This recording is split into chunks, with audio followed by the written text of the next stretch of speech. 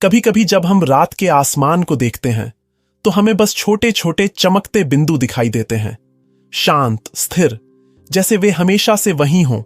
लेकिन सच कहें तो उन तारों की भी एक कहानी होती है, एक शुरुआत जो अंधेरे और सन्नाटे से जन्म लेती है।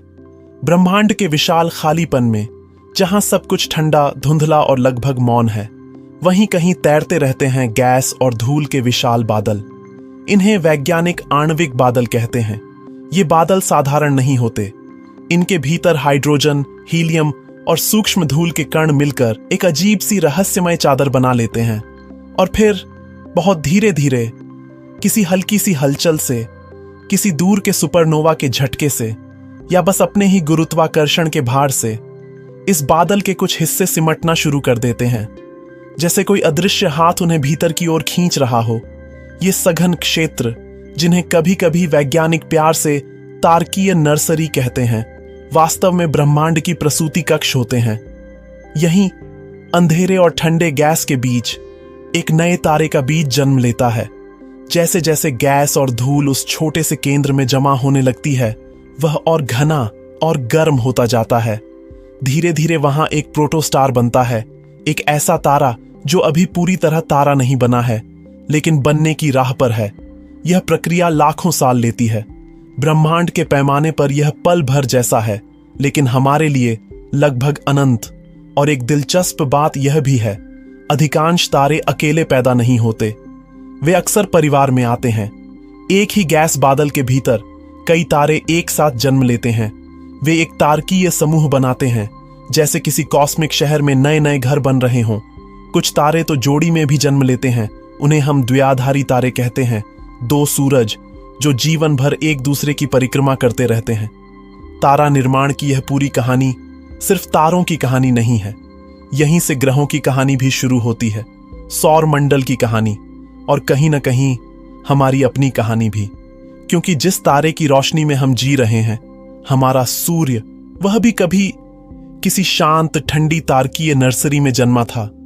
सोचो जरा, मतलब हम सब आज यहां बैठे हैं, बातें कर रहे हैं, सूरज की रोशनी ले रहे हैं, लेकिन क्या तुमने कभी सोचा है कि यह सब शुरू कहां से हुआ? मेरा मतलब है एकदम शुरू से, जब कुछ भी नहीं था, बस एक सन्नाटा और अंधेरा। आज मैं एक बहुत ही दिलचस्प चीज के बारे में पढ़ रहा था, तारों के खानदान के बारे में। हां, तारों का भी अपना एक वंश होता है। वैज्ञानिक इन्हें पॉपुलेशन कहते हैं। थोड़ा किताबी नाम है ना? पर इसकी कहानी बड़ी फिल्मी है। रुको, मैं तुम्हें समझाता हूं। सबसे पहले आए पॉपुलेशन सप्तियाई के तारे। अब अजीब बात यह है कि हमने इन्हें आज तक देखा नहीं है। यह बस एक थ्योरी है, एक गणितीय एहसास। सोचो, बिग बैंग हुआ, सब कुछ गर्म था, फिर धीरे धीरे ठंडा होने लगा। उस वक्त कायनात में सिर्फ हाइड्रोजन और हीलियम ही थे, कुछ और था ही नहीं। न लोहा, न सोना, न वो कार्बन जिससे हम और तुम बने हैं। ये पॉपुलेशन थीराई के तारे इसी आदिम हाइड्रोजन से बने थे, एकदम शुद्ध। शायद ये आज के तारों से बहुत बढ़े रहे होंगे, बहुत ज्यादा चमकीले और बहुत जल्दी खत्म होने वाले, जैसे कोई दिया बहुत तेज जले और बुझ जाए। पर इन्हीं तारों ने पहली बार वो जादू किया जिसे हम फ्यूजन कहते हैं। इन्होंने अपने अंदर वो भारी तत्व बनाए जो आज हमारी दुनिया की बुनियाद है। पर ये तारे बने कैसे? ये हिस्सा मुझे सबसे ज्यादा हैरान करता है। तस्वीर बनाओ अपने दिमाग में, चारों तरफ घना अंधेरा है, कहीं कहीं डार्क मैटर के हेलो हैं। ये बस ऐसे इलाके थे जहां गुरुत्वाकर्षण या ग्रेविटी बहुत ज्यादा थी। अब हाइड्रोजन के परमाणु यहां वहां भटक रहे थे, फिर धीरे धीरे वो इन हेलो की तरफ खींचने लगे। पर यहां एक पेंच है, अगर गैस बहुत गर्म हो तो वो तारा नहीं बन सकती, वो बस फैलती रहेगी। उसे ठंडा होना पड़ता है। तो हाइड्रोजन ने क्या किया? उसने अपनी ऊर्जा को ट्रांजिशन के जरिए बाहर फेंकना शुरू किया। जैसे जैसे वो ठंडा हुआ, ग्रेविटी उसे और सिकोड़ती गई और फिर बूम, अंधेरी कायनात में पहली बार रोशनी हुई होगी। पहला तारा जला होगा। सोचो जरा, वो मंजर कैसा रहा होगा। अजीब बात यह है कि हमें लगता था कि यह बहुत आसान प्रक्रिया रही होगी, पर अब वैज्ञानिक कहते हैं कि नहीं, यह उतना ही पेचीदा था जितना आज के तारों का बनना। कुदरत कभी भी अपनी गुत्थियां आसानी से नहीं सुलझाती, है ना? स्टेलर नर्सरी, स्टेलर नर्सरी सुनने में कितना प्यारा लगता है ना, जैसे बच्चों का पालना हो। और सच तो यह है कि यह बिल्कुल वैसा ही है, बस इसका पैमाना इतना बड़ा है कि हमारी सोच भी वहां तक पहुंचते पहुंचते थक जाए। देखो, इसे ऐसे समझो, अंतरिक्ष का वो हिस्सा जहां नए सितारों का जन्म होता है उसे हम स्टेलर नर्सरी कहते हैं। इसे विज्ञान की भाषा में नेबुला भी कहा जाता है। रुको, मैं तुम्हें इसके अंदर की हलचल महसूस कराता हूं। सोचो जरा, अंतरिक्ष में हर जगह गैस और धूल के विशाल बादल तैर रहे हैं। ये बादल इतने बड़े होते हैं कि रोशनी को भी इन्हें पार करने में सालों लग जाते हैं।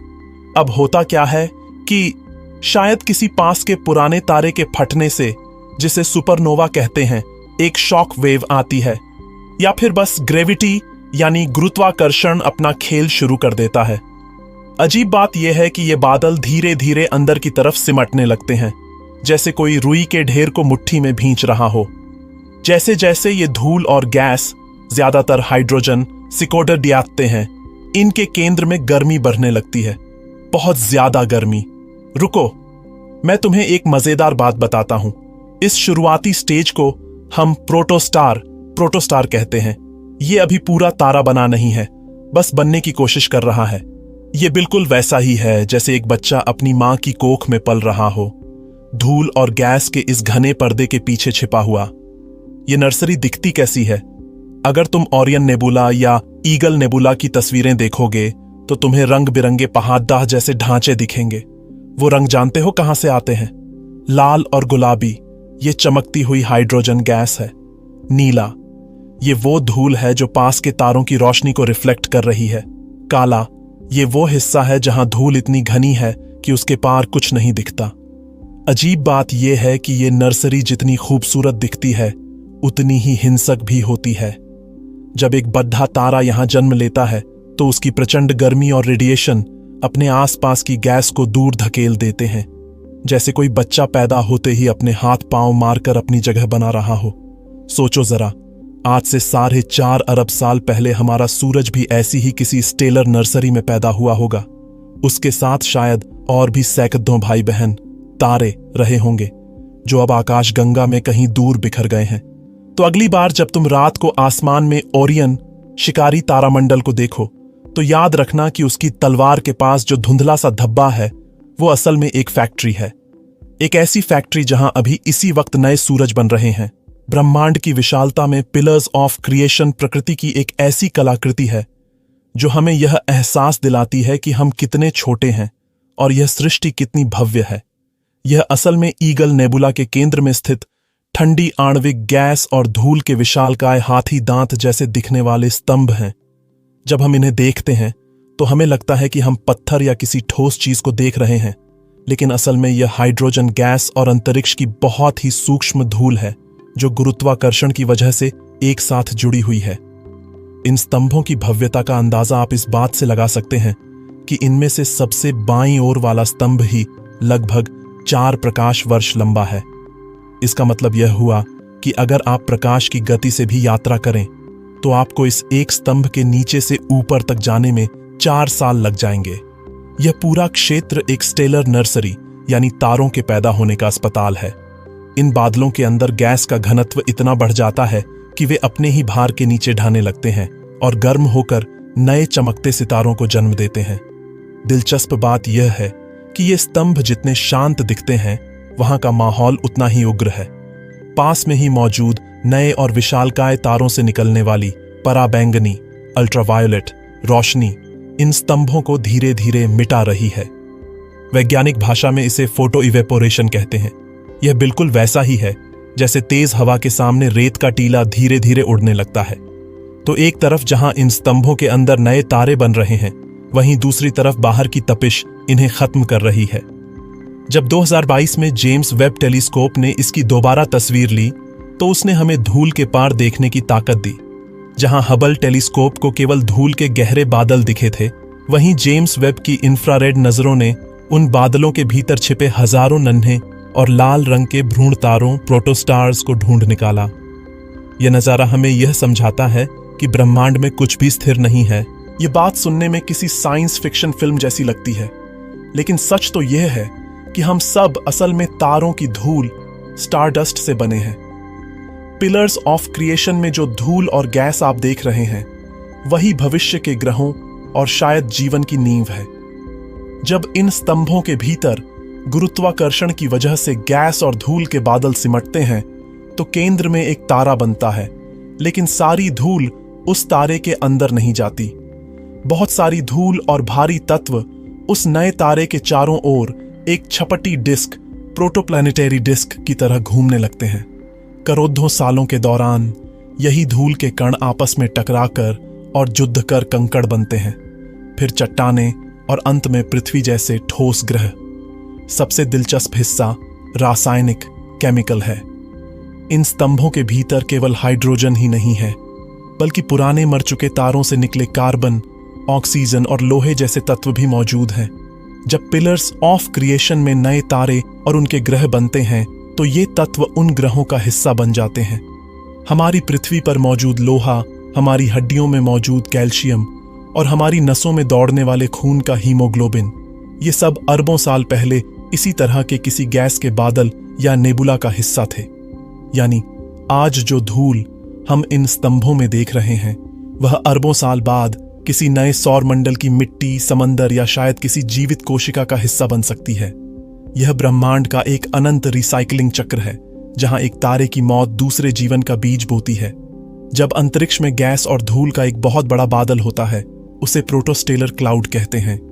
यह बादल अपनी ही गुरुत्वाकर्षण शक्ति के कारण अंदर की ओर सिकुड़ना, कोलैप्स शुरू करता है। यह सिकुड़ना तब तक चलता रहता है जब तक इस प्रक्रिया में बनने वाली अतिरिक्त ऊर्जा बाहर निकलती रहती है।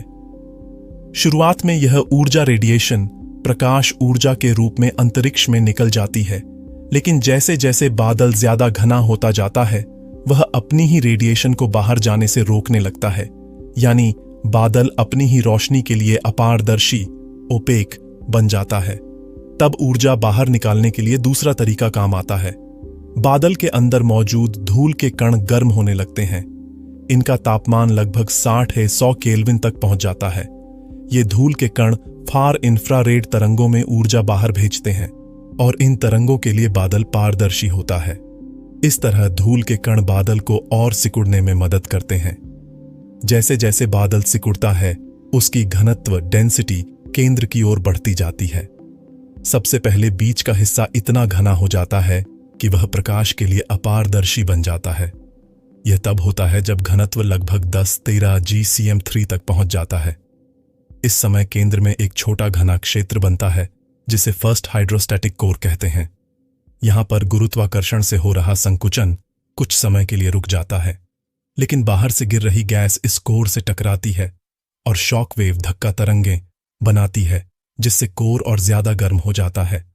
जब कोर का तापमान लगभग 2000 K तक पहुंच जाता है, तब एक महत्वपूर्ण घटना होती है। हाइड्रोजन के H2 अणु टूटकर अलग अलग परमाणुओं में बदल जाते हैं। इसके बाद हाइड्रोजन और हीलियम का आयनीकरण भी शुरू हो जाता है। इन प्रक्रियाओं में बहुत ऊर्जा खर्च होती है, इसलिए बादल का संकुचन अभी भी जारी रह सकता है। जब गिरती हुई गैस की घनत्व लगभग 10-8 GCm3 तक पहुंच जाती है, तब वह इतनी पारदर्शी हो जाती है कि प्रोटोस्टार से निकलने वाली ऊर्जा बाहर निकल सके। अब दो प्रक्रियाएं साथ साथ काम करती हैं। अंदर कन्वेक्शन, गर्म गैस का ऊपर नीचे चलना, बाहर रेडिएशन, ऊर्जा का बाहर निकलना। इनकी वजह से तारा और सिकुड़ता रहता है। आखिरकार गैस इतनी गर्म और दबाव इतना ज्यादा हो जाता है कि वह गुरुत्वाकर्षण के खिंचाव का संतुलन बना लेता है। इस स्थिति को हाइड्रोस्टैटिक इक्विलिब्रियम कहते हैं। जब यह अवस्था लगभग स्थिर हो जाती है, तब बनने वाली वस्तु को प्रोटोस्टार कहा जाता है, यानी एक बनने वाला नया तारा। कम द्रव्यमान वाले तारे और अधिक द्रव्यमान वाले तारे दोनों ही अंतरिक्ष के ठंडे मोलेक्युलर क्लाउड्स में जन्म लेते हैं, लेकिन उनके बनने की प्रक्रिया, गति और वातावरण में काफी अंतर होता है। उदाहरण के लिए हमारा सन एक लो मास स्टार है, जबकि बहुत विशाल और चमकीले तारे जैसे बीटलग्यूज हाई मास स्टार्स की श्रेणी में आते हैं। कम द्रव्यमान वाले तारे आमतौर पर तब बनते हैं जब गैस और धूल का एक छोटा घना क्षेत्र गुरुत्वाकर्षण के कारण धीरे धीरे सिकुड़ने लगता है। यह प्रक्रिया अपेक्षाकृत शांत और स्थिर होती है। जैसे जैसे बादल सिकुड़ता है, केंद्र में एक प्रोटोस्टार बनता है और उसके चारों ओर गैस और धूल की एक घूमती हुई डिस्क बन जाती है। इस डिस्क से धीरे धीरे पदार्थ प्रोटोस्टार पर गिरता रहता है, जिसे एक्रीशन कहते हैं। इस दौरान प्रोटोस्टार अपेक्षाकृत लंबे समय तक संकुचन करता रहता है और उसका तापमान धीरे धीरे बढ़ता है। अंततः जब केंद्र का तापमान लगभग 1 करोड़ केल्विन तक पहुंच जाता है, तब हाइड्रोजन का नाभिकीय संलयन शुरू हो जाता है और तारा मुख्य अनुक्रम मेन सीक्वेंस में प्रवेश करता है। इस पूरी प्रक्रिया में लाखों वर्षों का समय लग सकता है, क्योंकि ऐसे तारों का द्रव्यमान कम होता है, इसलिए उनकी ऊर्जा उत्पादन दर भी कम होती है और वे बहुत लंबे समय तक जीवित रहते हैं, कभी कभी अरबों वर्षों तक। इसके विपरीत उच्च द्रव्यमान वाले तारों का निर्माण बहुत अधिक जटिल और तेज होता है। ये तारे आमतौर पर बहुत बड़े और अत्यधिक घने गैस बादलों में बनते हैं, जहां गुरुत्वाकर्षण बहुत शक्तिशाली होता है और संकुचन की गति तेज होती है। जैसे ही प्रोटोस्टार बनने लगता है, उसका तापमान और चमक बहुत तेजी से बढ़ने लगती है। उच्च द्रव्यमान वाले प्रोटोस्टार बहुत शक्तिशाली पराबैंगनी विकिरण अल्ट्रावायलेट रेडिएशन उत्सर्जित करते हैं, जो आसपास की गैस को आयनित कर देता है। यह विकिरण और विकिरण दबाव रेडिएशन प्रेशर गैस को दूर धकेलने लगता है, जिससे तारे का आगे बढ़ना कठिन हो सकता है। इसलिए वैज्ञानिकों के लिए यह समझना लंबे समय तक एक चुनौती रहा कि इतने विशाल तारे वास्तव में कैसे बन पाते हैं। आज माना जाता है कि उच्च द्रव्यमान वाले तारे भी एक्रीशन डिस्क के माध्यम से ही बढ़ते हैं, लेकिन यह प्रक्रिया बहुत अधिक तीव्र होती है। गैस बहुत तेजी से प्रोटोस्टार पर गिरती है और कभी-कभी कई छोटे प्रोटोस्टार आपस में मिलकर भी एक बड़ा तारा बना सकते हैं। इनके बनने की पूरी प्रक्रिया बहुत कम समय में पूरी हो जाती है, कभी-कभी केवल कुछ लाख वर्षों में। यानी जहां कम द्रव्यमान वाले तारों को बनने में लंबा समय लगता है, वहीं बड़े तारे बहुत जल्दी बन जाते हैं। एक और बड़ा अंतर उनके जीवन काल में दिखाई देता है। कम द्रव्यमान वाले तारे अपना ईंधन धीरे धीरे जलाते हैं, इसलिए उनका जीवन काल बहुत लंबा होता है।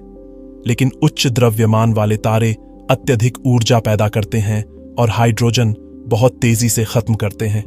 परिणाम स्वरूप उनका जीवन काल अपेक्षाकृत बहुत छोटा होता है, कभी कभी केवल कुछ करोड़ वर्षों का। अंत में ऐसे विशाल तारे अक्सर विस्फोटक रूप से समाप्त होते हैं, जिसे सुपरनोवा कहा जाता है। इस प्रकार कम द्रव्यमान और अधिक द्रव्यमान वाले तारों का जन्म एक ही मूल स्थान अंतरतारकीय गैस बादलों से होता है। लेकिन गुरुत्वाकर्षण, ऊर्जा उत्पादन, विकिरण और विकास की गति में अंतर होने के कारण उनकी बनने की प्रक्रिया और आगे का जीवन बहुत अलग हो जाता है। तारों के बनने की आधुनिक समझ में एक बहुत महत्वपूर्ण विचार है, जिसे फिलामेंट्री नेचर ऑफ स्टार फॉर्मेशन कहा जाता है।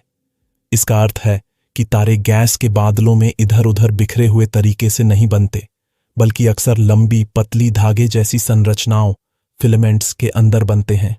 अंतरिक्ष में मौजूद विशाल मॉलिक्यूलर क्लाउड्स जब रेडियो और इंफ्रारेड दूरबीनों से देखे जाते हैं, तो वे एक साधारण गोल बादल की तरह नहीं दिखते। इसके बजाय वे जाल जैसी संरचना बनाते हैं, जिसमें बहुत सारी लंबी लंबी गैस की धारियां होती हैं। इन्हें फिलामेंट्स कहा जाता है। इन फिलामेंट्स की लंबाई कई प्रकाश वर्ष तक हो सकती है, लेकिन उनकी चौड़ाई अपेक्षाकृत बहुत कम होती है। जब वैज्ञानिकों ने अंतरिक्ष में ऐसे क्षेत्रों का अध्ययन किया, जैसे ओरायन मॉलिक्यूलर क्लाउड और टॉरस मॉलिक्यूलर क्लाउड, तो पाया कि नए तारे अक्सर इन्हीं फिलामेंट्स के भीतर बनते हैं, खासकर उन जगहों पर जहां फिलामेंट के अंदर गैस की घनत्व सबसे अधिक होती है।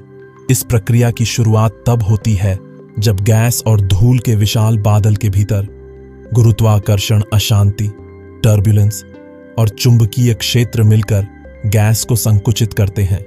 यह संकुचन गैस को हर दिशा में समान रूप से नहीं दबाता, बल्कि कई बार गैस को खींचकर लंबी संरचनाओं में बदल देता है।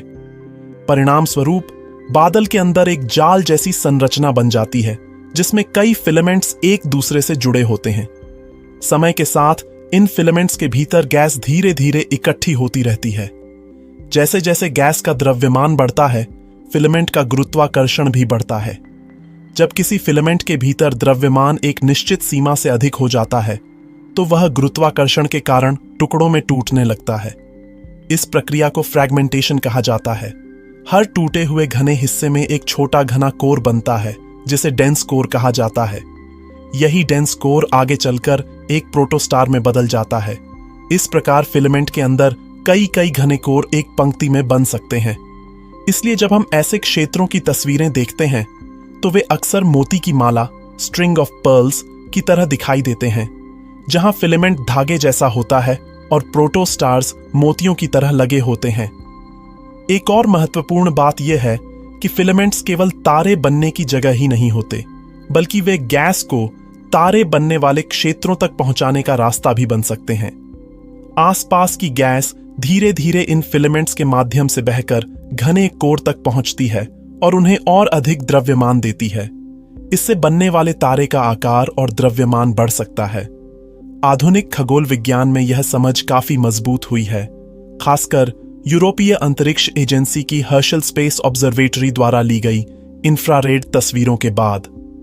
इन तस्वीरों में साफ दिखाई देता है कि मॉलिक्यूलर क्लाउड्स वास्तव में फिलामेंटों का एक विशाल जाल होते हैं और अधिकांश तारों का जन्म इन्हीं संरचनाओं के भीतर होता है।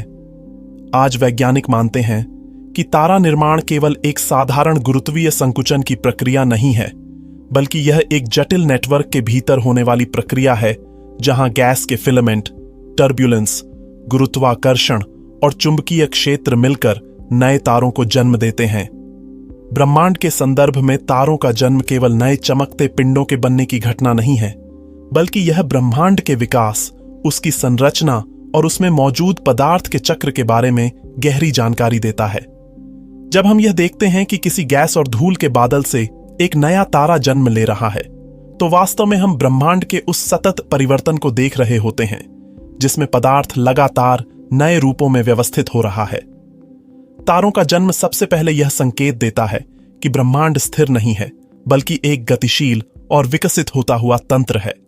अंतरतारकीय अंतरिक्ष में फैले गैस और धूल के विशाल बादल गुरुत्वाकर्षण के प्रभाव से सिकुड़ते हैं और उनके भीतर नए तारे बनते हैं। इसका अर्थ यह है कि ब्रह्मांड में पदार्थ लगातार एकत्रित होकर नई संरचनाएं बना रहा है। इस प्रक्रिया से यह भी पता चलता है कि ब्रह्मांड में ऊर्जा और पदार्थ का संतुलन कैसे काम करता है, जहां गुरुत्वाकर्षण पदार्थ को एकत्र करता है और तारे के भीतर होने वाला नाभिकीय संलयन ऊर्जा को बाहर भेजता है। तारों का जन्म यह भी इंगित करता है कि ब्रह्मांड में रासायनिक विकास, केमिकल एवोल्यूशन लगातार चल रहा है। शुरुआती ब्रह्मांड में मुख्यतः हाइड्रोजन और हीलियम ही मौजूद थे, लेकिन तारों के भीतर नाभिकीय संलयन की प्रक्रिया के दौरान भारी तत्व बनने लगते हैं, जैसे कार्बन, ऑक्सीजन, सिलिकॉन और लोहा। जब तारे अपने जीवन के अंतिम चरणों में पहुंचते हैं, विशेषकर बड़े तारे, तो वे इन तत्वों को अंतरिक्ष में फैला देते हैं। यही तत्व आगे चलकर नए तारों, ग्रहों और अंततः जीवन के निर्माण का आधार बनते हैं। इसलिए किसी भी तारे का जन्म भविष्य में बनने वाले ग्रहों और संभावित जीवन की संभावना का भी संकेत देता है। इसके साथ ही तारों का जन्म ब्रह्मांड की संरचना निर्माण, स्ट्रक्चर फॉर्मेशन की प्रक्रिया को भी दर्शाता है। तारे अकेले नहीं बनते, बल्कि अक्सर समूहों या तारा गुच्छों में जन्म लेते हैं। ये तारा गुच्छ मिलकर आकाश गंगाओं की संरचना को आकार देते हैं। इस तरह तारा निर्माण आकाश गंगाओं के विकास से सीधे जुड़ा हुआ है। जब किसी आकाश गंगा में तारा निर्माण की दर अधिक होती है, तो वह अधिक चमकीली और सक्रिय दिखाई देती है। एक और महत्वपूर्ण बात यह है कि तारा निर्माण हमें ब्रह्मांड के अतीत को समझने में भी मदद करता है। दूर स्थित आकाश गंगाओं में हो रहे तारा निर्माण को देखकर वैज्ञानिक यह अनुमान लगा सकते हैं कि ब्रह्मांड के अलग अलग कालों में तारे कितनी तेजी से बन रहे थे। हाँ, एक अर्थ में हम सचमुच स्टारडस्ट ही हैं। यह सुनने में थोड़ा कवितामय लगता है, लेकिन इसके पीछे गहरी वैज्ञानिक सच्चाई छिपी हुई है। ब्रह्मांड की शुरुआत लगभग 13.8 अरब वर्ष पहले बिग बैंग से हुई थी। उस समय पूरा ब्रह्मांड अत्यंत गर्म और घना था। शुरुआती कुछ मिनटों में केवल सबसे हल्के तत्व बने, मुख्य रूप से हाइड्रोजन और हीलियम। उस समय न तो पृथ्वी थी, न सूर्य, न ही वह जटिल तत्व जिनसे हमारा शरीर बना है। ब्रह्मांड में सिर्फ गैस के विशाल बादल थे, जो धीरे धीरे गुरुत्वाकर्षण के कारण इकट्ठे होकर पहले तारों का निर्माण करने लगे। जब ब्रह्मांड में पहले तारे जले, तो तो उनके भीतर एक अद्भुत प्रक्रिया शुरू हुई जिसे वैज्ञानिक न्यूक्लियर फ्यूजन कहते हैं।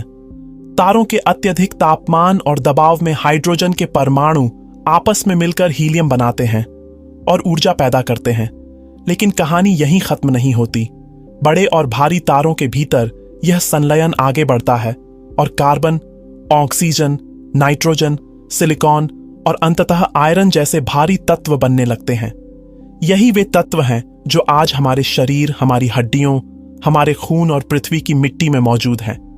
जब बहुत बड़े तारे अपनी उम्र के अंत तक पहुंचते हैं तो उनका जीवन एक विस्फोटक अंत के साथ समाप्त होता है जिसे सुपरनोवा कहा जाता है।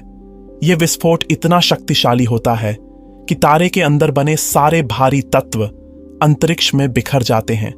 सोचिए, कार्बन जिससे हमारा डीएनए बना है, कैल्शियम जिससे हमारी हड्डियां बनी हैं, और आयरन जो हमारे खून में है, ये सब कभी किसी तारे के दिल में बने थे और फिर सुपरनोवा के विस्फोट के साथ पूरे अंतरिक्ष में फैल गए।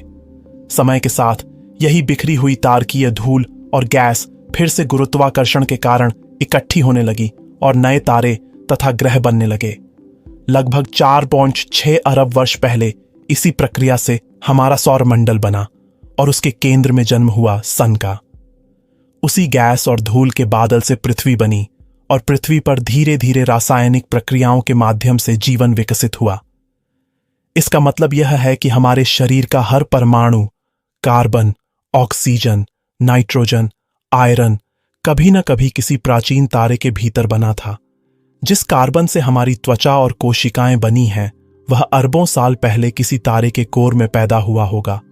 जिस आयरन से हमारे खून में ऑक्सीजन पहुंचती है, वह किसी विशाल तारे के अंतिम विस्फोट की देन है। इस दृष्टि से देखें तो हम सिर्फ पृथ्वी की धूल नहीं हैं, हम तारों की धूल हैं। खगोल वैज्ञानिक कार्ल सागन ने इसी विचार को बहुत सुंदर शब्दों में कहा था। हम ब्रह्मांड का वह तरीका है जिससे ब्रह्मांड खुद को समझने की कोशिश कर रहा है। इस वाक्य का मतलब बहुत गहरा है। जो तत्व तारों में बने, वही तत्व बाद में ग्रहों में इकट्ठे हुए, फिर उनसे जीवन बना और उसी जीवन से ऐसे प्राणी विकसित हुए जो ब्रह्मांड के बारे में सवाल पूछ सकते हैं। यानी ब्रह्मांड ने तारों को बनाया, तारों ने तत्व बनाए, तत्वों ने जीवन बनाया, और अब वही जीवन ब्रह्मांड को समझने की कोशिश कर रहा है। इसीलिए जब हम कहते हैं कि हम स्टारडस्ट हैं, तो यह सिर्फ एक काव्यात्मक विचार नहीं, बल्कि एक वैज्ञानिक सच्चाई है। हमारे शरीर का हर परमाणु कभी किसी तारे का हिस्सा था। हम सचमुच उस प्राचीन ब्रह्मांडीय इतिहास का जीवित प्रमाण हैं जो अरबों साल पहले तारों के भीतर शुरू हुआ था। और अगर इस विचार को थोड़ी देर शांत होकर महसूस किया जाए तो एक अजीब सी बात समझ आती है। हम सिर्फ ब्रह्मांड में नहीं रहते, ब्रह्मांड खुद हमारे भीतर मौजूद है। तो अगली बार जब आप आसमान की ओर देखें और उन शांत चमकते तारों को देखें, तो यह याद रखिए, हम ब्रह्मांड में रहने वाले छोटे से प्राणी नहीं हैं। हम उसी ब्रह्मांड की धूल हैं जिसने तारे बनाए, ग्रह बनाए और अंत में हमें बनाया। और शायद यही इस पूरी कहानी की सबसे खूबसूरत सच्चाई है।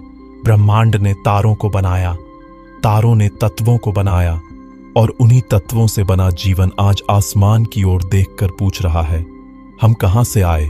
अगर आपको आज कुछ सीखने मिला हो तो प्लीज सब्सक्राइब करना ना भूले।